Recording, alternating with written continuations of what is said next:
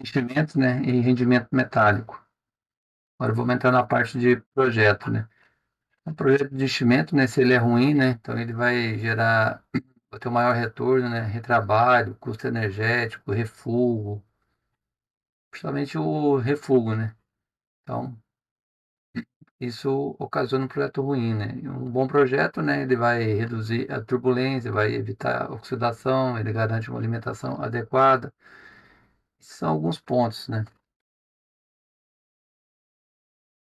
Então, o meu rendimento metálico, né, o que que seria o meu rendimento metálico, né? Então, no projeto de fundição, né, quanto maior esse meu rendimento metálico, melhor.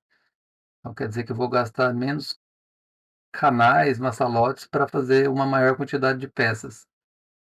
Por exemplo, aqui eu tenho um conjunto, esse é o meu conjunto, né? Então, eu tenho peça, meu maçalote, canais, né? Aqui talvez ainda falta meu funil, né? Então, teria meu funil aqui, né? Onde o metal vai descer aqui. Então isso aqui tudo seria o quê? O meu conjunto, né. Então esse meu conjunto aqui, ó, ele pesa aqui 60 quilos, né, a massa dele é 60 quilos. E a minha peça, que seria só meu cast, ele pesa 25.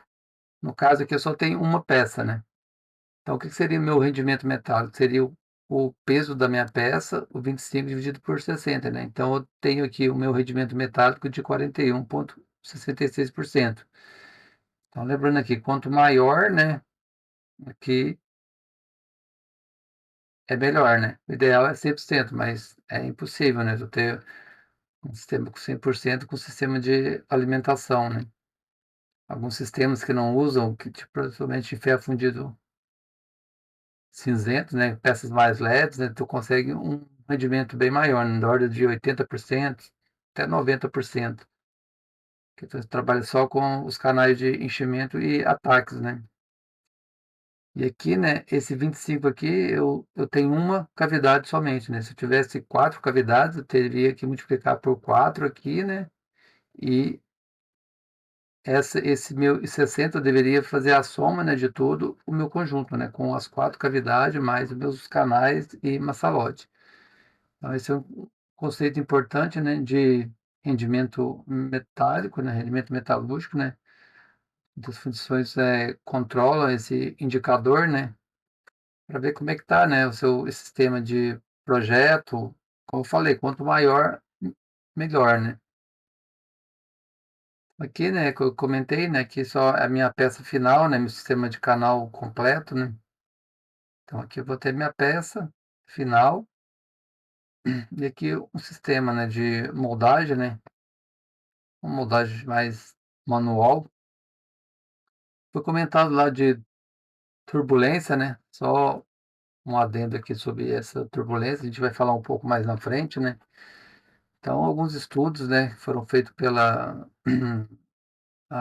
esse Steel Folder aqui, Society of America, em 1987, né.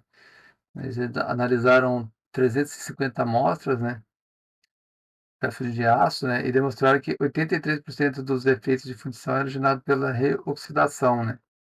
14% de material de molde, 2% de escória e 1% de desoxidação, né. Isso aqui é só um exemplo do aço, né. O aço a gente tem muito problema de oxidação, né, que é diferente dos ferros, né. Mas nos ferros ainda a gente tem, né, um pouco de turbulência, é menor que no aço, né, por isso os canais devem ser projetados de forma para evitar essa reoxidação, né. Então só aqui um exemplo de algumas simulações, né, a gente vê aqui o metal entrando aqui, né, veja que o meu canal, né, a minha entrada, né, vamos chamar de ataque, né, aqui ele está entrando por baixo, ó, aqui ele está entrando, vamos dizer, aqui no meio da minha peça e aqui está entrando por cima, né. Então veja aqui, ó, a minha velocidade, né. Veja que eu tenho uma velocidade mais baixa, né, então vou ter gerar menos aqui turbulência. Veja aqui, ó, que eu estou gerando bastante turbulência, né. E aqui o mesmo caso, né. E aqui outro exemplo, né. Veja o meu enchimento por baixo, né, que seria o ideal, né, mas nem sempre é possível isso, né. O processo que eu trabalho é, bem dizer, impossível usar esse sistema por baixo aqui. As peças geralmente, né, tem a divisão, né, quando dá para fazer divisão embaixo sim, né. Um exemplo, tu tem a divisão aqui, ó, e tu tem que fazer a divisão aqui para evitar caixa de macho, dependendo de altura. Então se tu tem a divisão aqui, ó, o metal, tu vai ter que botar um maçalote aqui, né, maçalote, canal, então tu vai ter essa queda aqui, ó. Quando é possível, né, fazer a divisão aqui, né, por baixo, em alguns casos é feito, né. Ali são recomendação, né. Então, quando é possível aplicar, ok, quando não é possível, tu tem que usar o que você tem em mãos, né. Aí aqui nesse caso sim, né, tu consegue aplicar aqui o vazamento dessa forma. Aí tu vai ter um enchimento menos turbulento, né, aqui, né. Mas como eu expliquei, nem sempre vai ser possível, né, depende muito da peça, né, que você está trabalhando, sistema de divisão, extração, os ângulos de saída, né, que já tem no seu modelo, às vezes o cliente pede já em desenho que a saída deve ser naquela região, então tem vários fatores ali, né. Então aqui é uma recomendação, né, não quer dizer que é uma regra, né. Tem outras variáveis, né, que precisam ser avaliadas antes de fazer dessa forma.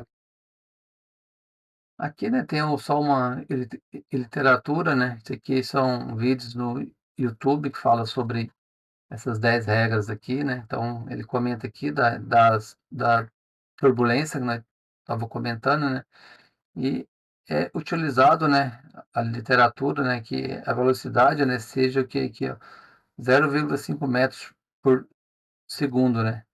Esse é um valor, vamos chamar de ideal, né, para a gente trabalhar, né. Através de simulações tu consegue avaliar isso, né, tu tem a velocidade em metros por segundo aqui, à medida que o metal vai entrando, tu vai avaliando, né, então tu vai trabalhando e no seu projeto para evitar velocidades altas, né. Então então aqui também, né, um fator importante que precisa saber, né, para a gente entrar no projeto de canais é a solidificação, né, ela é governada pela relação volume e área, né. Então o volume, né, é a quantidade de calor a ser extraída e a superfície é a capacidade de troca térmica, né. Então a gente precisa conhecer, né, sobre área, né, volume, superfície, para se realizar os cálculos, né, de volume sobre área, né. Então, aqui então entra essa regra, né, de Churyumov, o conceito de modo térmico, né, e o dimensionamento dos maçalotes, que a gente vai ver em aulas posteriores, né. Então aqui, né, uma analogia, né, sobre essa relação de volume, né, então um cubo grande, né, ele vai esfriar mais devagar que uma chapa fina, né. Aí um copo de café esfria mais lentamente que um pires com o café espalhado, né, por quê? Porque esse aqui vai ter mais área, né, e é o mesmo caso ali, né, se eu tenho volume sobre área, né, se eu tenho uma área maior de contato, maior área de contato de areia, essa parte vai o quê? Resfriar mais rápido. Então, regiões com alto volume sobre área, né, elas, se solidificam por último, vai ter risco de rechupes, né, que seria meus pontos quentes, que a gente já viu em alguns vídeos de simulação, vídeos anteriores, né, onde eu tenho as minhas isotérmicas, né, elas vão se formando para o centro da peça, né. E quando eu tenho baixo volume sobre área, né, a minha solidificação é mais rápida, né, podem fechar o caminho de alimentação.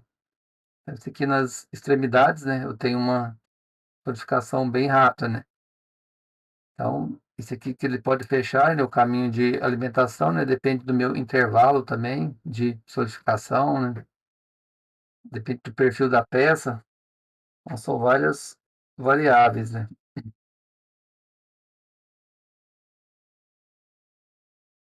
É isso aí então, no próximo vídeo a gente vai falar sobre os módulos térmicos.